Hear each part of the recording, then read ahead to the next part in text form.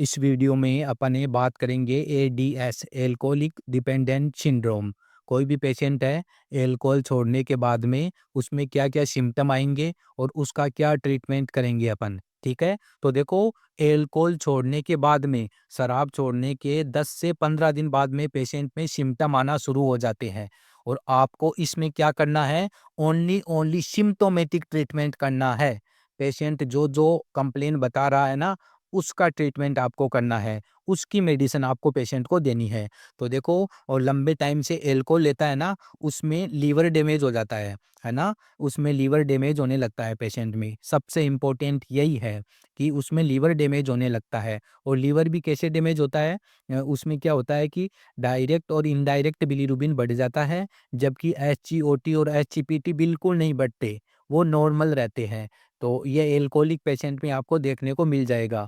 जब alcoholic patient की आप एलएफटी करवाओगे ना, तो देखो, सबसे पहले एडीएस। तो जब कोई पेशेंट शराब छोड़ता है ना, तो उसमें क्या-क्या सिम्पटम आपको देखने को मिलेंगे।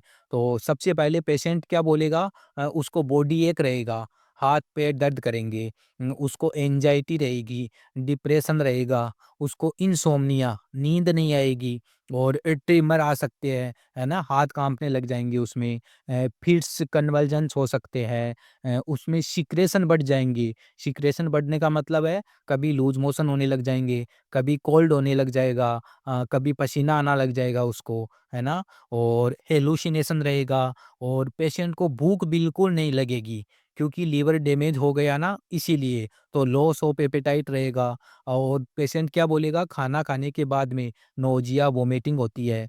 तो ये सिम्पटम पेशेंट आपको बताएगा। तो इसी का आपको ट्रीटमेंट करना है। ओनली ओनली सिम्प्टोमेटिक ट्रीटमेंट आपको करना है एल्कोहलिक पेशेंट में। और ये सिम्पटम आते हैं एल्कोहलिक पेशेंट में जब एल्कोहल छोड़ता है ना, उसके 5 से 10 दिन बाद में आना शुरू हो जाते हैं। तो सबसे पहले अपन क्या करेंगे न, उसको बॉडी एक रहता है, हाथ पैर दर्द करते हैं, तो इसके लिए आपको कैप्सूल टर्माडोल 50 mg देना है ना? Capsule tramadol 50 mg। पहले टीडीएस कर देना है, कुछ दिन बाद में बीडी कर देना है, फिर ओडी कर देना है। देखो, टर्माडोल भी एक नशा ही होता है, तो शराब भी एक नशा है और टर्माडोल भी एक नशा है। तो एक नशा छुड़ाने के लिए पेशेंट को दूसरा नशा आपको देना पड़ेगा। लेकिन पहले हाई डोज, फिर लो डोज करना है आपको। फिर पेशेंट क्या बोलेगा, मेरे को लॉस ऑफ एपेटाइट, बिल्कुल भूख नहीं लगती। लीवर डैमेज हो गया एल्कोहलिक पेशेंट में, इसीलिए। तो साथ में सिरप साइप्रोहिप्टाडीन देना है 10 ml, रात को खाना खाने से 15 मिनट पहले। ठीक है, सिरप साइप्रोहिप्टाडीन। और इसके साथ में उसको थायामीन भी देना है 100 mg बीडी। सिप्रोहिप्टाडीन के साथ में थायामीन 100 mg बीडी आपको देना है। फिर पेशेंट क्या बोलेगा, मेरे को नींद नहीं आती रात को बिल्कुल भी। तो नींद नहीं आती, तो इसके लिए आप क्लोनाज़ेपाम दे सकते हो या एल्प्राज़ोलम दे सकते हो, है ना? ये डबल काम करेगी। क्लोनाज़ेपाम से भी नींद आएगी और जो साइप्रोहिप्टाडीन है, इससे भी नींद आएगी पेशेंट को। ठीक है? तो क्लोनाज़ेपाम दे सकते हो या एल्प्राज़ोलम दे सकते हो। अगर है ना, नींद थोड़ी आती है, थोड़ी नहीं आती, तो 0.25 कर दो, नहीं तो 0.50 कर दो। फिर जो एल्कोहलिक पेशेंट होता है, वो एल्कोहल छोड़ने के बाद में है ना, उसमें क्या क्या हो सकता है, कन्वल्जन्स आ सकती है, फिट्स आ सकती है। तो इसके लिए उसको विटामिन बी 12 है और कैप्सूल प्रीगाबालिन भी आपको देना है। विटामिन बी 12 ओडी कर दो और कैप्सूल प्रीगाबालिन 75 mg बीडी कर दो पहले। पहले बीडी कर दो, फिर ओडी कर दो कुछ दिन बाद में। ठीक है?